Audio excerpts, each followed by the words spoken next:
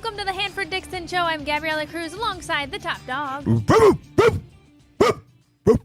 Yeah. Low bark. Let us hear that bark. Low bark. Low bark. Okay, Dad. really quick question. Don't take this personal. Is that a Ravens shirt? Well, I mean, God damn it, I was trying to hide it. But Pat. yes, it is a Ravens shirt.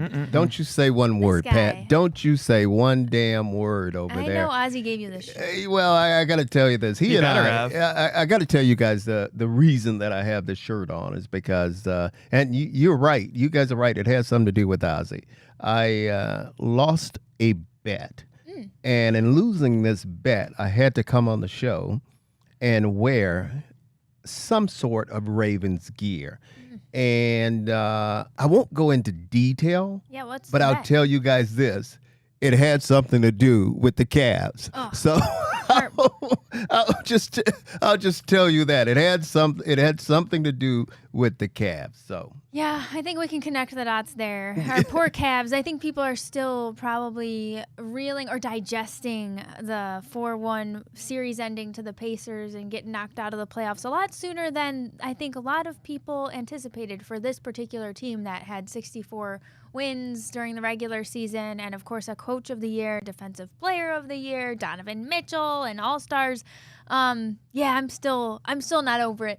well, I don't think any of it is over right now. We made some moves. We went out and we added some players, and you just hit on everything else. Coach of the year,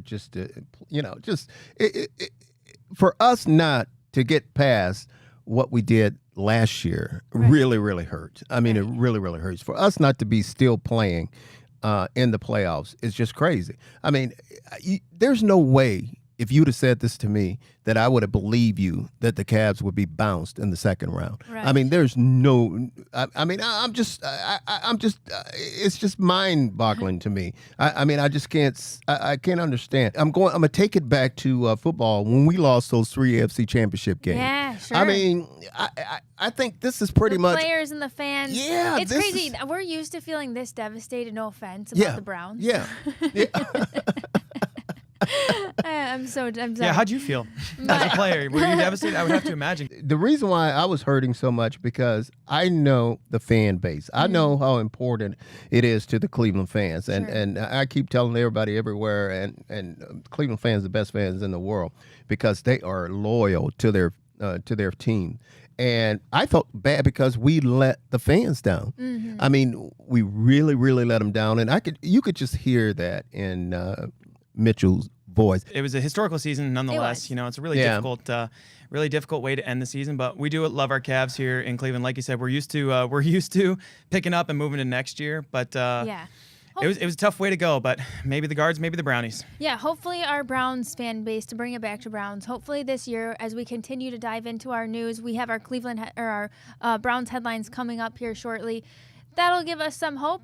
And I feel good things for our Browns this year. So I want to say this. I want to say to Kenny and the team, just like you had up there, thank you guys. We appreciate you guys. We still love you, and we'll still, even though we're disappointed, we'll still behind you guys 100% because you guys had a hell of a year. Maybe not the year that you wanted to finish with, because I know it's either championship or bust.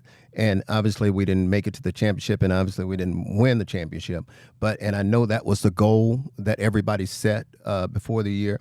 But you still had a good year, and you still had a good season. But we still behind you, and thank you guys. We're going to take a break. We'll be back with more Hanford Dixon Show right after this.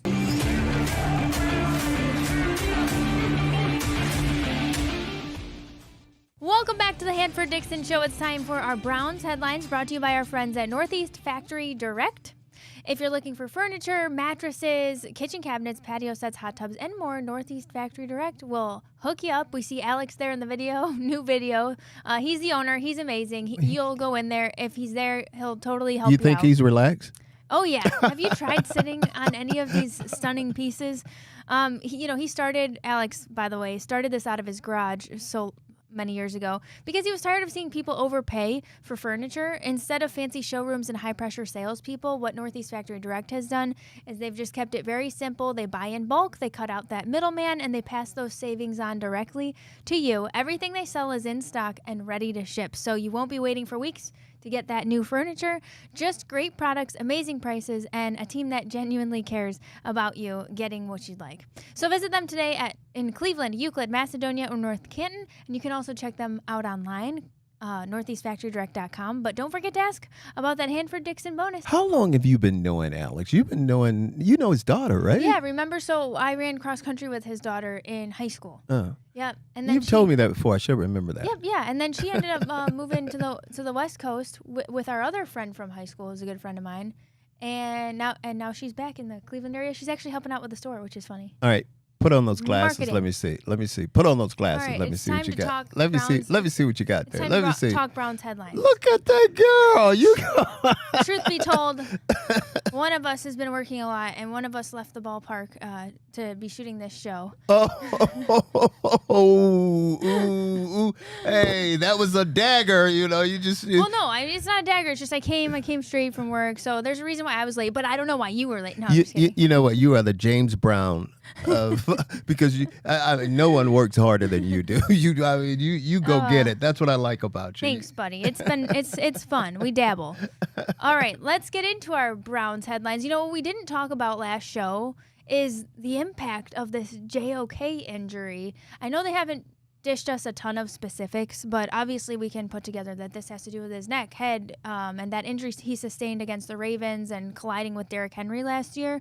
But, you know, they're saying he's out for the whole season. How do you think that's going to impact our linebackers? Well, I tell you, it's going to be tough because you hit on it. He's not going to play in 2025. He's on the reserve / PUP list, which means pretty much physically unable to perform list. So that's going to be tough because when you look at him, JOK was really starting to come into his own. Oh, I mean, he was one of the most dominant players on the field for us. Let me tell you guys this guy, and you could tell he was always a well-prepared guy. I mean, you could tell by the way he made plays, how fast he was. He had the information that he needed, and he was just making a play after play after play. You know when this is really going to come into play? When we play a team like the Baltimore Ravens, because we use JOK a lot as a spy, meaning that he would take Lamar, and he was able to contain him and keep him in the pocket. And if Lamar tried to break out of the pocket, JOK had the speed where he can go get him and he can make that tackle. But he was just a phenomenal athlete. You know, they say he's not going to be there the 2025 season, but I'm a little bit afraid that maybe it could go longer than that. I don't know if we would probably. I mean, because he missed 9 games. Yeah. He missed 9 games, and now the whole season this year. This has got to be really serious. And it does beg the question, I mean, if it's that serious, is this something he can just, like, come out of and play normal? I mean, with the head and your brain and your neck, I mean, these are very delicate. It is delicate, Parts of the body. And I know the Cleveland Browns and the doctors and everybody is trying to do everything they can to protect him because that's a very serious injury. And I think with that injury, you know, and I don't know this. I'm not a doctor, but I'm saying there's a possibility. You know, if you get out there and you get hit again, you could be paralyzed or something like that. And guys, I mean, let's just face it. I mean, these backs in the National Football League are getting bigger and bigger and stronger and faster every year. And Derrick Henry has always been that way. I mean, he's just a big body. That's a kind of defensive back. We never wanted to see a guy like that running north and south at us because, I mean, he's just like a big bull coming at you. But JOK, I mean, we really we're really going to miss him. But do you think that the front office kind of knew this ahead of time? Maybe that's why they, that force of a pick, Carson Schlesinger. Schlesinger. We were practicing prior to this segment. He was the pick at number 33. Well, it's funny. Again, you mentioned that because it's like you're reading my mind. That's where I was headed with the next thing I was getting ready to say. I think they did. I think they aware of his situation. They were probably aware that he wasn't going to play in the 2025 season. That's why they went out and they drafted Carson. And everything, I'm going to tell you this, everything that I've heard of the rumblings going over in Berea is that this kid Carson can play. That this kid is he's just a physique. I mean, you look at his body, you could tell he's a linebacker. But I am so happy that we got this guy because he's the type of guy that can come into the defense and step in right away. He's a starter pretty much. I'm pretty sure we're penciling him as a starter right away. But everybody I talked to over in Berea, everybody say that this kid is just amazing, and he's going to help this football team. That'll be a guy we'll have to keep our eye on. Yeah, that kind of leaves you just with Carson Schlesinger, the rookie. He'll be playing the strong side linebacker for you guys, and then middle linebacker you got Jordan Hicks and Devin Bush. It's a little bit light there on the linebacker group, like you said, Hanford. You're losing a lot with a guy like JOK because he's a run stuffer. He had, I think it was 11 run stuffs in the past season, which is frankly crazy for a middle linebacker like that. But also, it's very difficult to cover a guy like Josh Allen or Lamar Jackson and spy him like that. So you're really going to miss out a lot with losing a guy like JOK. Well, yeah, because when you look at the quarterbacks, and you named quite a few of them, when you look at and then you look at the kid with the Commanders, I mean, just to name a few, when you look at the quarterbacks in this league, they're getting faster. Obviously, they're getting bigger. And every team needs what they call a JOK on their defense because you have to be able to keep these guys in the pocket. You have to be able to contain them, and that's where JOK was so good at. And not only that, I said it early, he was so good at processing information, meaning he spent a lot of time studying the game, and he's a very, very smart player. I mean, very, very bright player. And when he's like a computer. Whenever an offense comes out and they line up in a formation, his mind immediately is just counting down the plays, the number of plays, or what they're possibly going to how they're going to try to attack the defense, and he is ready for it. Because if you notice, guys, he's such a product of that preparation that so many players don't have. Right, and you saw him. I mean, I could see him right now where in the backfield, he was making plays behind the line of scrimmage, whether it was a running back, whether it was a quarterback, or whatever it was, because he knew exactly how they was going to try to attack him, what they were trying to do to him. That's how smart he was. So he's definitely going to be missed. But this kid Carson, I think we kind of knew that there was a possibility JOK wasn't going to play. This kid Carson, I'm telling you, he's an awesome player. So real quick, too, guys, I'll throw this up on the screen, but you got a message from JOK that he posted to social on the Browns account. You're getting a real world-class type of person, too. Yeah. That was the ratings. Yeah. I couldn't believe he dropped in the the 50s of when we drafted him in the second round. But if you look at there, he said, thank you to my fans worldwide because he's from Nigeria, I believe it was. Yeah. So he's got supporters all across the world, and no more than the three of us here. I'll tell you that we're supporting him the whole way. Well, you know what he is. He's a lot like there's very not very few, but there's a few players on this team that you really, really like, and that are good football players. Yeah. One come to mind, Nick Chubb.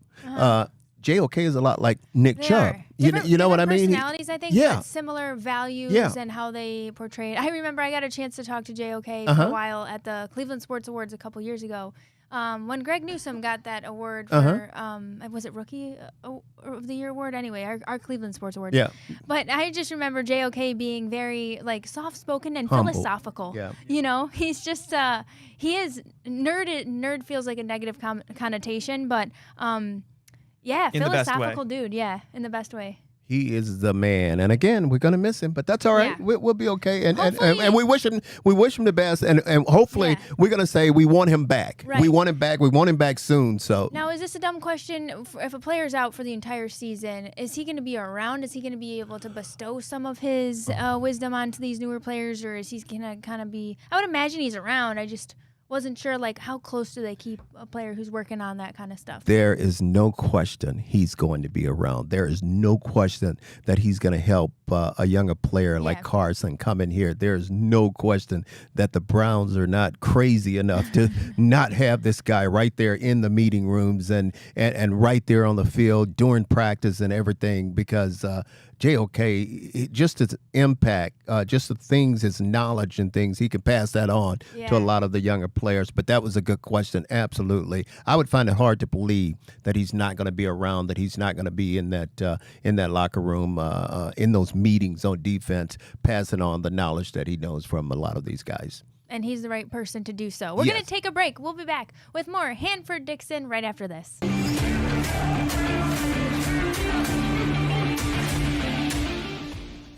Welcome back to the Hanford Dixon Show. We're going to go around the AFC North. This is all brought to you by our friends at Garage Beer, which comes in just 2 flavors, classic light lager and lime. That's the only 2 flavors they need to wow ya. No frills, no bitterness, no IPAs, just beer-flavored beer. Find local retailers who sell garage beer near you by visiting drinkgaragebeer.com. We haven't talked too much about the schedule. You think we ever get that garage beer in the stadium? Oh, over at the ballpark? Yeah.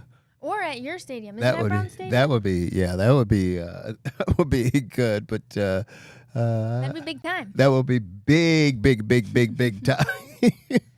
Well, speaking of big time, all right, we know that our first opponent for this season is going to be a big one, a big Ohio rival.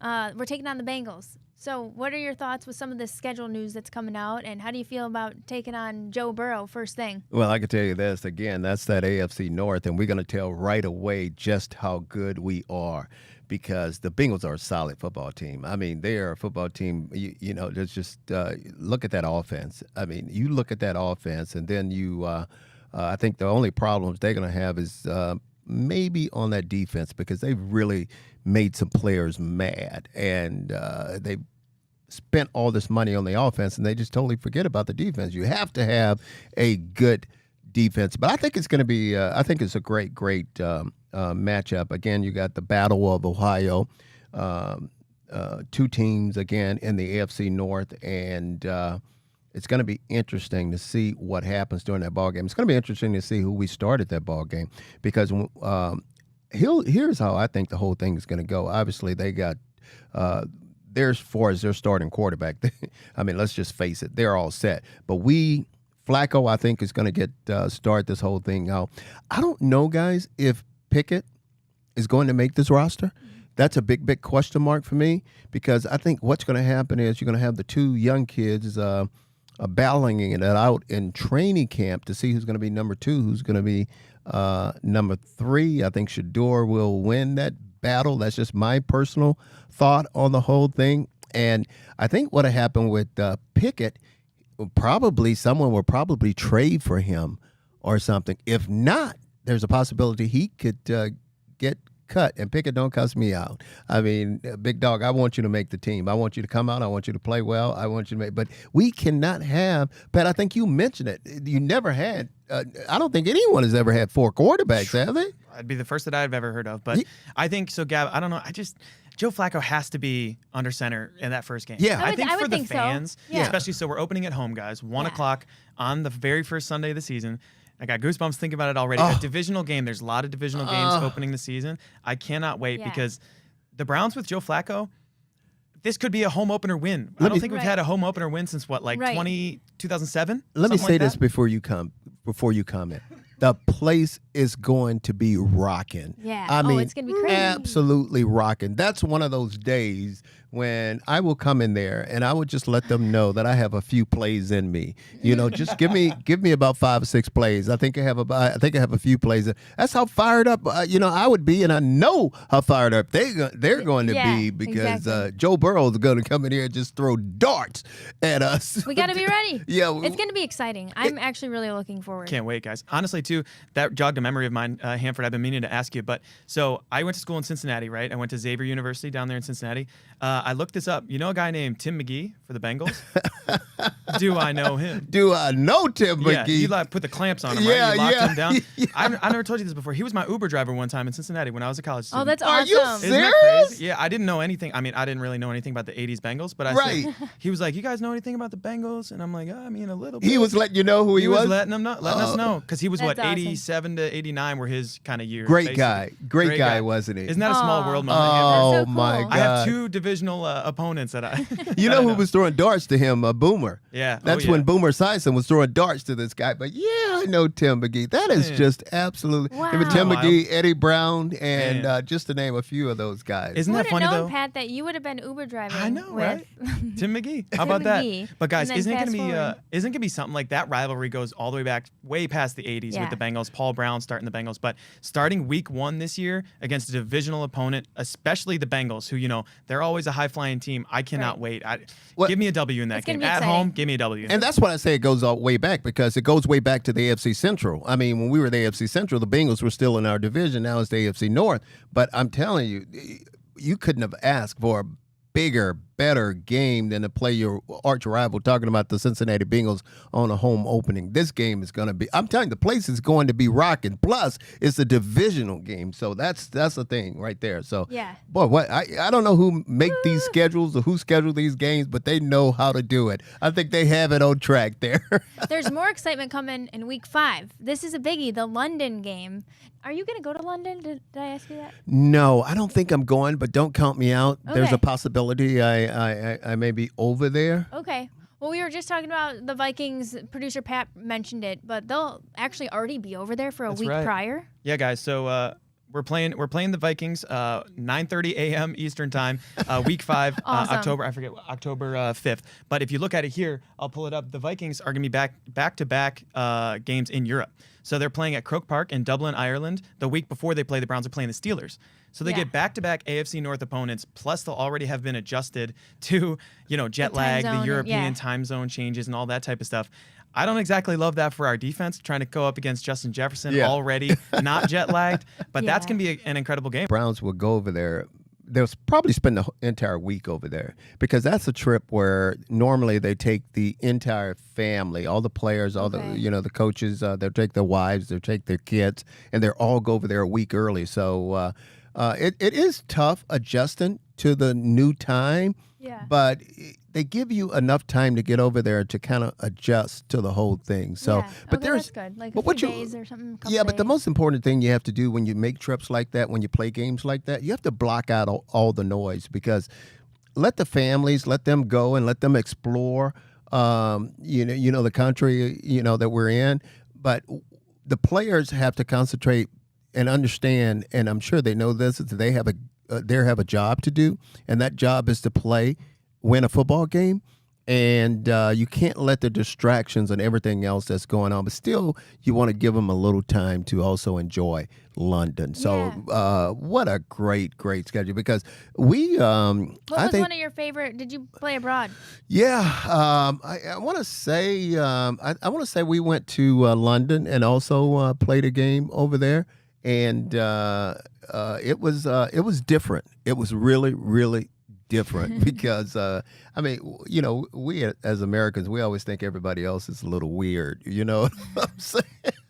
We point the finger. Yeah, That tracks. We're very egocentric. We point the finger, but I can't wait to look at the schedule, because I think, Pat, you mentioned earlier that on one of our earlier shows that we're going to have, like, I think a really tough schedule. Now we don't know what that who. Yeah, we don't know the order of it yet, but we know the opponents. Yeah. And Yeah. I think it was looking at it most recently. It's 10th most difficult. I think a little bit incorrect, but the whole division is why it's difficult. Yeah. Because Yeah. you look at the Bengals and they've got, I think it was 11th. The Ravens have 9th. The Steelers have 10th.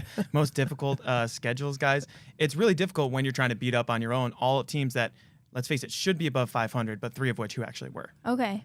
Those goddamn Steelers. That's right. Interesting. Goddamn Steelers. Yeah, the Steelers are I'll opening say it. against the Jets. How the hell are they going to open against the Jets? So we have to open up against the Bengals. That's not fair Yeah, right there. So here's the other thing, though, too, guys. If you talk about that, the Steelers are opening up on the road at the Jets, but that's a Justin Fields revenge game. Yeah. So Justin Fields, he's probably going to be under center for the Jets, taking on his old team, the Steelers, who wouldn't really play him. Woo! Man, that could be a high-flying game at home for the Jets. You know how they get down at Right. the Meadowlands. That could be a great game, He's guys. got I'm looking something forward to to show it. there. Woo! That's Yep. going to be a good one now. Woo! Well, you know, and now that you mentioned it, Pat, that might not be such an easy game for the Pittsburgh Steelers. That's what I'm saying. Those Jets going to be ready to go. But, you know, everybody's ready to go for the first game. I mean, everybody. You're just sick of preseason games. You want to get those over the way. You want to get to the regular season. So that's the good thing about this schedule and the way things are coming out. But the NFL does such a good job with their scheduling. I mean, they really know how to book these games. Yeah. They really know how to match the teams up against each other. So that's why we all look forward to this whole thing. Speaking of revenge games, Steelers home opener versus the Seahawks, week 2, DK Metcalf revenge game. That's going to be something, too, guys. Yeah, the Steelers coming to town in Pittsburgh, week 2 at Acrisure Stadium, formerly Heinz Field. DK Metcalf revenge game. You can book a touchdown for DK Metcalf. That's going to be minus money, I guarantee it. Man, I tell you, I don't know about that one. That was going to be, you talk about a war. That's going to be a war. And then you look at the boys in the secondary. If I was playing that secondary, we couldn't wait to get a shot at him. Yeah. We couldn't wait to get a shot at him. We would tell him, hold him up. Don't put him down right away. Hold him up so we can come in there and get a hit on him. Again, that's going to be a good game. Let's take a quick break. We'll be back with more Hanford Dixon Show right after this.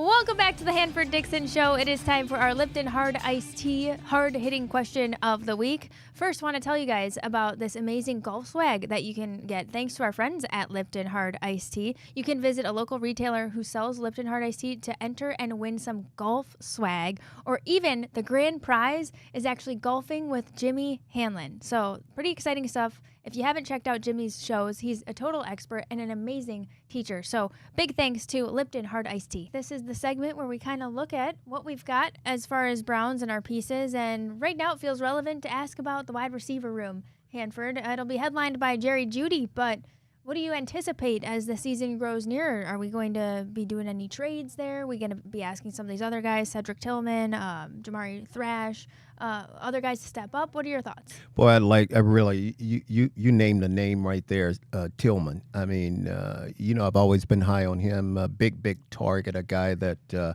really needs to step up and have a big year. Njoku will be considered one of those guys too. He's a receiver, though we call him a tight end / receiver.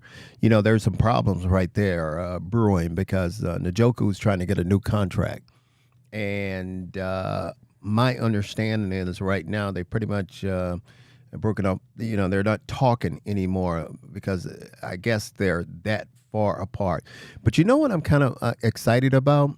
I'm kind of excited about the kid that we just drafted, the tight end, the Harold Fanning Jr. out of Bowling Green.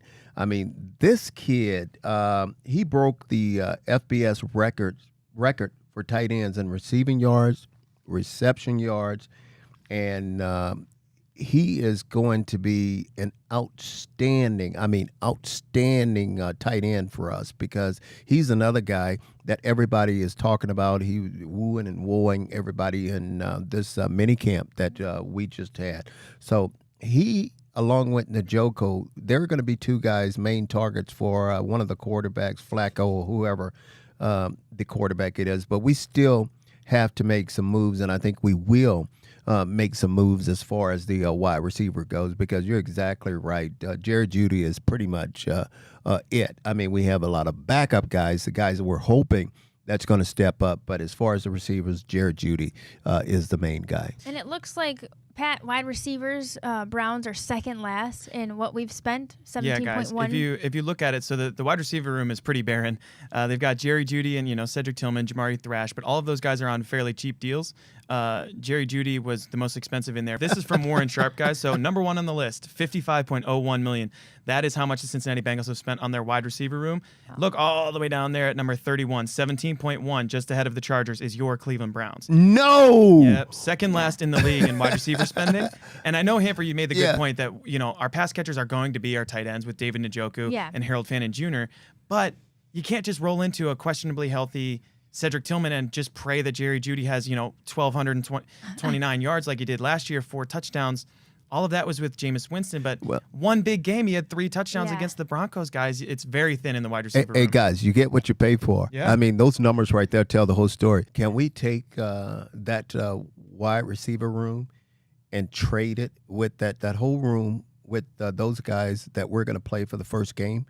Those wide receivers for the Cincinnati Bengals.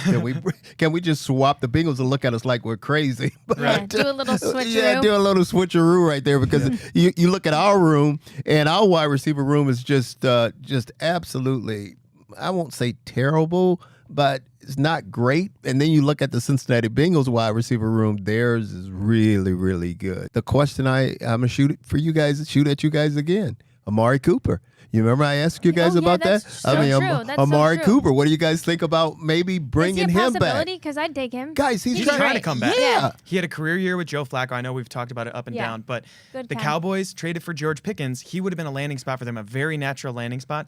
He's kind of the guy who's the odd man out right now. I'd welcome him back in Cleveland in a heartbeat. But I think the problem is Amari didn't leave here on the best terms. The best of, We look over it. Well, right now, hell yeah, we will. I mean, we looking at what we need in that room. We need someone like Look it. over worse. Yeah, and guys, look at this. You remember the connection that him and Flacco had? Unbelievable. Yeah, exactly. I mean, great connection. Now that's the thing that I'm looking at too. So Right. maybe we should maybe we should look at that. So I love when I shoot that question to both of you guys, and your face just light up. Like, whoa, yeah, Amari Cooper. Coop.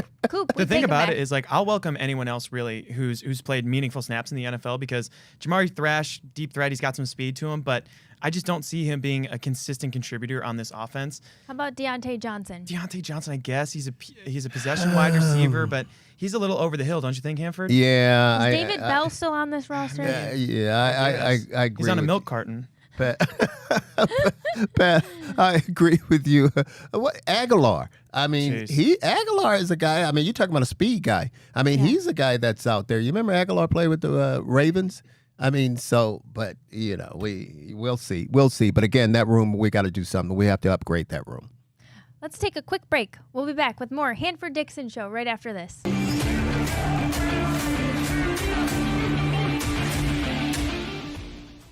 Welcome back to the Hanford Dixon Show. We want to thank our newest sponsor, Smart Choice Windows and Smart Choice Bath. Have you been thinking about upgrading your home this spring? Then you got to look no further than Smart Choice Windows and Smart Choice Bath.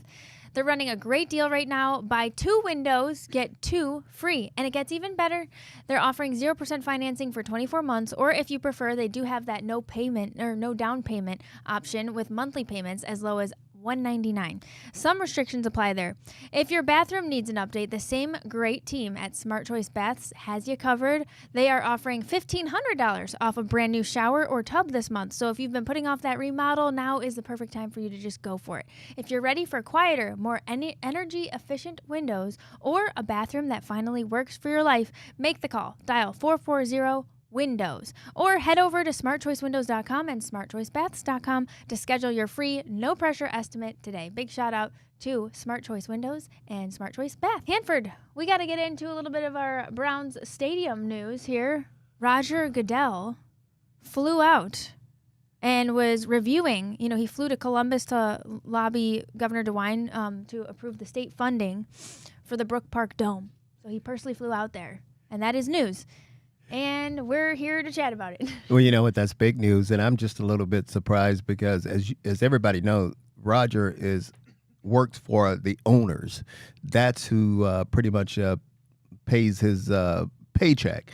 And since I had to look that up because in the break I was like, all right, so what would fall under his scope of responsibilities as the NFL commissioner? And in case anybody else was wondering, it's not just overseeing all aspects of the league, including player safety, integrity of the game, and international growth. He also manages major business decisions like the stadium development. Well, what he does, he makes the owners, he figure out ways to make the owners more money. And, I mean, that's what Roger does, and he's pretty damn good at it too. I mean, he's let's just face it, he's a pretty good commissioner, and everybody have a lot of respect for him. But where I was going with this whole thing, I know he came in to meet with everybody about the Browns, but we also know Cincinnati Bengals, they want a new stadium also. Oh. So that's Little copycats. yeah, that's good. That's good. That's going to be interesting because both of them are lobbying from the state of Ohio, asking for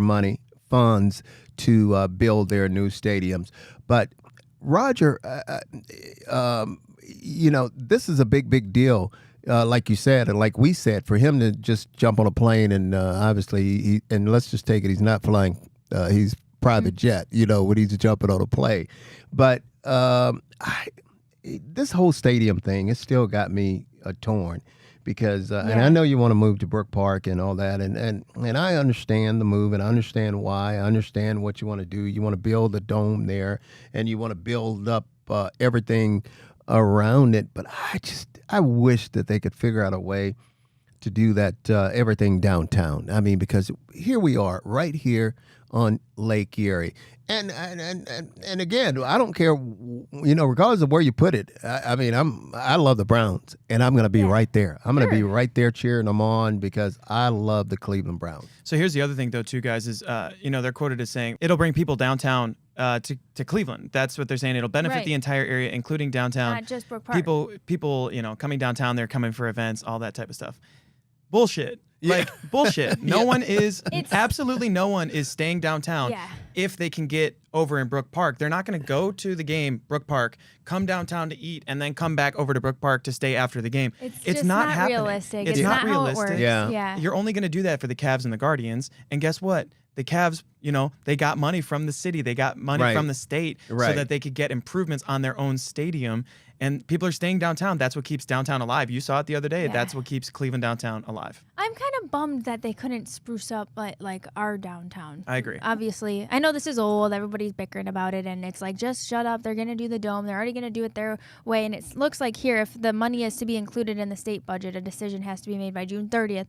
So, well, you know what I thought was just exciting. For instance, the Cavs were in the playoffs. Okay, the Guardians right now are playing their regular season. I think it was what was it? We had recently downtown. We had the Cavs playing. And then we had the Guardians. Both of them had games. Fun. Yeah, both of them had games. Downtown was just absolutely rocking. There's people everywhere walking around.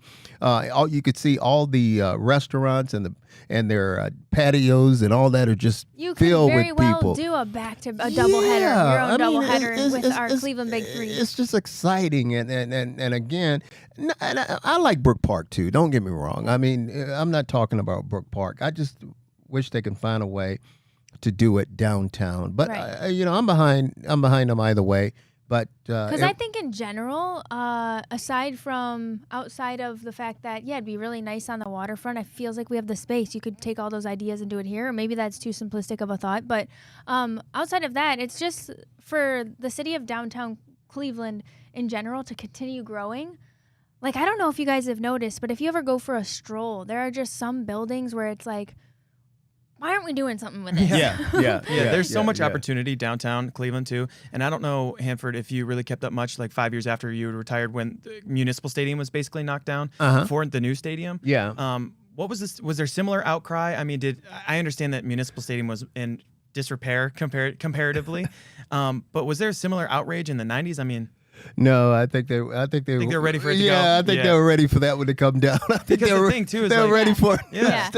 It was their home. I get it. Yeah. But so that's the difficult part is like we would love a dome. Honestly, we need a dome here in Cleveland. I'm just shocked that it can't be at that location. You can't renovate it. Yeah. I understand it would cost more to probably put on a dome, but having it downtown changes everything in my opinion. Yeah. And what I was getting at was it's not even just for the stadium. I mean, like the continued growth of just regionally this downtown Cleveland. Downtown area. People come, and if you look at old photos, you'll see what it once was and how it was so hustling and bustling on this particular street. And if you look now, there's these big old buildings. There's, And because of everything that's going on downtown, because of the stadiums, well, vacant. the three stadium, people talk about Cleveland. I mean, people saying, well, we thought, before we got here, we didn't think that this city was like it is, and the people, nothing but positive things that people say about the city of Cleveland. Thanks to LeBron, we really did. We really did have a big glow up. We're doing great. It's just that you want to see it keep going. You know, you talk about LeBron with the glow up downtown. The Rocket Arena looks great. Jacobs Field has never looked better. Progressive Field now, but you also look at the Bengals down there. Paycor Stadium. The state of Ohio just approved $184 million plan down there to renovate their stadium, and that's staying right there downtown. Downtown. So it's right next to Great American Ballpark. I understand they don't have a basketball team. However, it's staying in the heart of the city. Parking down there is kind of a nightmare, to be honest with you. Yeah. But to move it, to keep it in Hamilton County and downtown Cincinnati is also critical. Oh man, this is making me mad. We got to talk about something new. It's just such a different it's world. Getting irritating. Don't you think? I don't want to be a hater, but it's just because I'm flexible. You know, we change our name, no big deal. We do this, no big deal. But it just feels forced upon us, doesn't it? It doesn't feel like our identity, and that's what bothers me. In downtown, just rocking. I mean, when everything is going on, all the games and the teams, and they're getting ready to play, and then all the people are coming in from all over. Yeah, I agree. We'll take a break. We'll be back with more Hanford Dixon Show right after this.